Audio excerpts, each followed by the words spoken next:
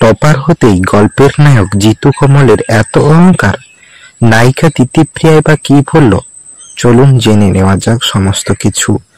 তো আমরা সবাই দেখলাম এই সপ্তাহে সবাইকে হারিয়ে প্রথমবারের জন্য বেঙ্গল টপার হয়েছে অনেকের প্রিয় সিরিয়াল চিরদিনই তুমি যে আমার, যেখানে নায়কের ভূমিকায় অভিনয় করছেন জনপ্রিয় অভিনেতা জিতু কমল এবং প্রধান নায়িকার ভূমিকায় অভিনয় করছেন অভিনেত্রী দিতিপ্রিয়া রয়। প্রথমবার টপার হতেই অনেকেই বলাবলি করছে জিতু কমলের নাকি খুব অহংকার।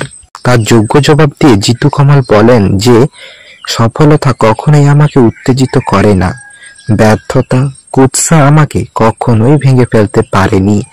সাফল্য এবং ব্যর্থতা উভয়ই ক্ষণস্থায়ী, চিরস্থায়ী হলো সততা, কঠোর পরিশ্রম এবং দর্শকদের কাছ থেকে পাওয়া আশীর্বাদ, যা ভাগ্যবানদেরই কপালে জোটে।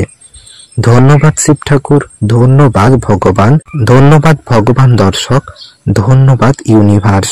এছাড়াও গল্পের নায়িকা দিতিপ্রিয়া দর্শকদের এবং প্রোডাকশন হাউসকে ধন্যবাদ জানায়।